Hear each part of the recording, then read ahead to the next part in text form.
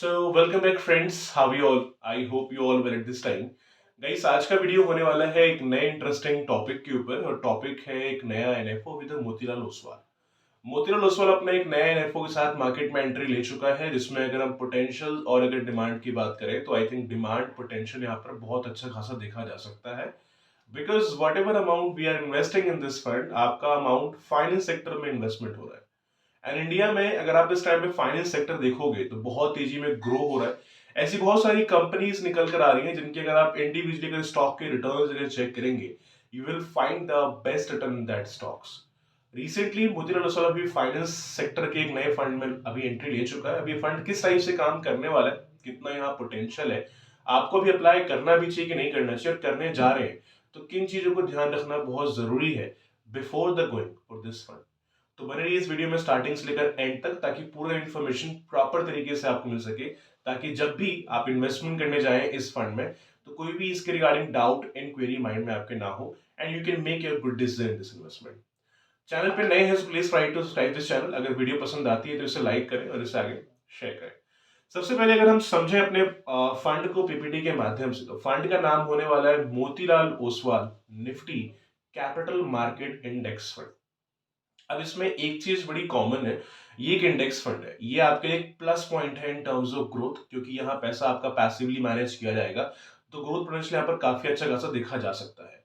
अगर हम इस एनएफओ पोटेंशियल की बात करें तो जो पैसे आप इसमें इन्वेस्ट कर रहे हैं आपका पैसा फाइनेंस सेक्टर में इन्वेस्टमेंट हो रहा है। और अगर फाइनेंस सेक्टर की डिमांड की अगर बात करी जाए तो फाइनेंस सेक्टर इस टाइम पे बहुत बढ़िया चल रहा है। इवन अगर हम इस इंडेक्स के अगर 5 साल के रिटर्न की बात करें तो लगभग 34% तक का रिटर्न इसने प्रोवाइड किया है। मतलब किसी भी आदमी ने आज से 5 साल पहले अगर इस इंडेक्स में इन्वेस्ट किया होगा ना तो ऑन एन एवरेज उसको 34% तक का रिटर्न ऑलरेडी मिल चुका है यहाँ से।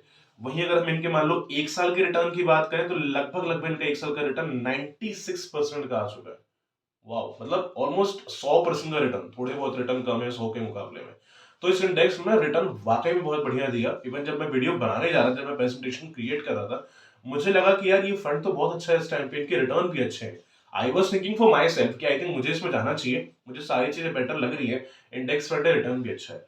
तो आई थिंक रिटर्न इसमें काफी अच्छा है। अगर इसके आप पास रिटर्न चेक करेंगे इंडेक्स के तो बहुत अच्छे रिटर्न इसने प्रोवाइड किए हैं। सेक्टर इसमें रहेगा फाइनेंस, फाइनेंस सेक्टर में इन्वेस्टमेंट होगा, लाइक एनबीएफसी हो गया, बैंकिंग हो गया, उसके अलावा ये ब्रोकरेज फर्म हो गया और भी इसके अलावा ऐसे मल्टीपल सेक्टर्स हैं जो फाइनेंस से बिलोंग करते हैं। उन कंपनीज में कुछ ऐसी कंपनी है जिसमें पैसा आपका इन्वेस्टमेंट किया जाएगा, कुछ सेक्टर ऐसे जहां पर पैसा लगाया जाएगा। तो बेसिकली ये बिलोंग करता है फाइनेंस सेक्टर से और इंडिया में इस टाइम में फाइनेंस की डिमांड बहुत तेजी में ग्रो हो रही है, लोगों में अवेयरनेस बढ़ रही है फॉर इन्वेस्टमेंट मल्टीपल थिंग। तो लॉन्ग टर्म के हिसाब से ग्रोथ हम काफी अच्छा खासे एक्सपेक्ट कर सकते हैं। बट कोशिश करिए अगर आप इस फंड में इन्वेस्टमेंट करने जा रहे हैं, try to go for a long term. Short term का रहता लेके कभी इन्वेस्टमेंट मार्केट में मत करिए। थोड़ा सा कोशिश करिए कि आप इस फंड में अगर इन्वेस्टमेंट करने जा रहे हैं तो गो for a long term. Apart from this अगर हम इस एनएफओ के स्टार्टिंग और एंड डेट की बात करें तो 26 तारीख का स्टार्टिंग डेट है 26 ऑफ नवंबर और इस एनएफओ का एंड डेट रहने वाला है 10 ऑफ दिसंबर का। अगर आप इस फंड को अप्लाई करना चाहते हैं तो इस ड्यूरेशन में ऐसा एनएफओ अप्लाई कर सकते हैं। एनएवी का प्राइस रहेगा 10 रुपए का, मतलब अलॉटमेंट आपको 10 रुपए के हिसाब से यहाँ पर आपको दे दी जाएगी। दूसरी चीज यहाँ पर यह है अलॉटमेंट डेट रहेगा 16 ऑफ दिसंबर का। आपने अगर अप्लाई किया है उस डेट के अंदर 26 से लेकर 10 तक तो कंफर्मेशन आपको 16 दिसंबर को मिलेगा। आई होप यहां तक क्लियर होगा। एक्सपेंस रेशियो का फिलहाल कंपनी ने भी कंफर्मेशन एग्जैक्टली नहीं दिया कितना एक्सपेंस रेशियो रहेगा, जो भी है कंफर्मेशन उसका आपको एज सुन एज पॉसिबल मिल जाएगा। अपार्ट फ्रॉम दिस अगर हम इसमें एग्जिट लोड की बात करें तो वो इसमें लगेगा। एग्जिट लोड जो रहेगा दैट इज 1%। अपना पैसा अगर आप 15 डेज या उससे अंदर निकालते हैं अलॉटमेंट डेट से लेकर के तो आपको 1% का एग्जिट लोड यहाँ पर देना पड़ेगा। तो कोशिश करिए अगर आपको पैसा निकालना भी पड़ता है तो अलॉटमेंट डेट से 15 डेज के बाद ही निकालिए ताकि ये आपको जो एग्जिट लोड देना पड़ रहा है वो ना देना पड़े। इन्वेस्टमेंट अमाउंट इसमें कम से कम रहेगा 500 रुपीज का। अगर आप इसको एज ए लमसम शुरू करना चाहते हैं या एज एसआईपी शुरू करना चाहते हैं तो मिनिमम इसको आप 500 रुपीज देकर के शुरू कर सकते हैं। टैक्सेस की बात करें, टैक्सेस यहाँ पे एप्लीकेबल रहेंगे, यहाँ पे एलटीसीजी भी होगा और एसटीसीजी भी होगा। मतलब जब आपके पैसे आपको मिलेंगे तो उस टाइम पे ये टैक्सेस एप्लीकेबल रहेंगे। और ये किस तरीके से काम करता है ऑलरेडी हम इस वीडियो बना चुके हैं, अगर आप चाहें तो उसका वीडियो चेकआउट कर सकते हैं। उसका आपको लिंक नीचे डिस्क्रिप्शन मिल जाएगा, कुछ भी क्वेरी आता है रेज कर सकते हैं। अपार्ट फ्रॉम दिस रिस्क की बात करी जाए, यहाँ पर रिस्क रहने वाला है वेरी हाई।